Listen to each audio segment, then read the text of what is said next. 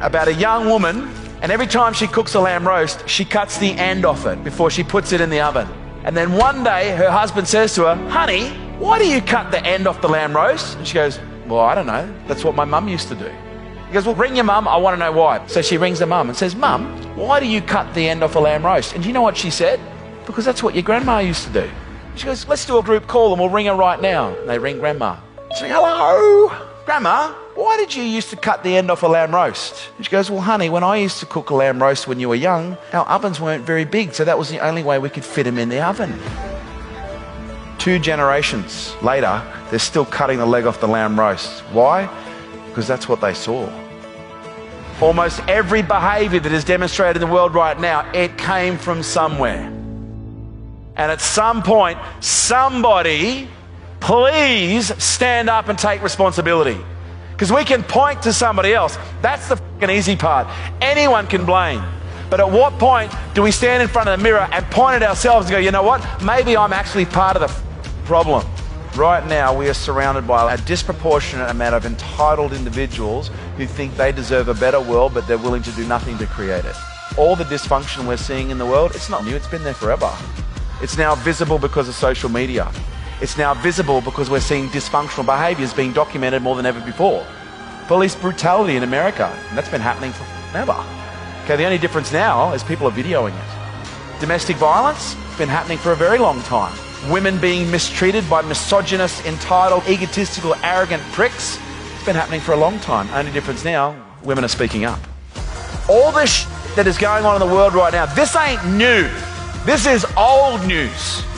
And one or two things is going to happen. We're going to see this and we're going to go, "Well, isn't that just the way that it is?" Or we're going to go, "Enough's enough." At what point do we break the cycle? At what point do you stop cutting the end off the lamb roast? Jocko Willink says, "There are no bad teams, only bad leaders. There are no bad families, there are only bad leaders." That's sobering. But my question to you is, would you follow you? Would you be okay if your children replicated every single behavior that you're demonstrating right now? Because guess what? That's what's happening. You're either an example or you're a warning. Choose wisely. In the last 2 years, we have withstood fires, earthquakes, wars, and we're now in the midst of a pandemic.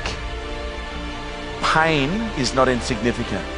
Pain, based on history, has been the greatest awakener that this world has ever seen.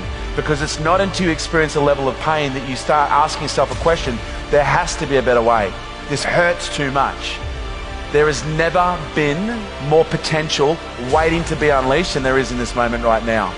The 2 greatest moments in your life is the day you were born and the day you work out why. And I would suggest most of you are tiptoeing through life right now trying to get to death safely, rather than opening the door every day and jumping out of the plane and facing death head on. Because here's what I know, at some point you're going to die, every single one of you. But there's one thing that lives forever, and do you know what that is? It's legacy. And my question to you is, what do you want your legacy to be? What do you want to be remembered for? Because right now, you are writing in the history books your legacy. So you're either going to wait to nearly die, or you could just live now. The choice is yours. And have you ever watched a good movie where there was just that surprise twist at the ending that you didn't see coming? Maybe that's going to be your life. Maybe there's about to be a massive plot twist. And maybe that massive plot twist is a change in trajectory in your life and a change in the trajectory of every single person who knows you. But you need to find something that you're willing to die for, and then you need to live for it.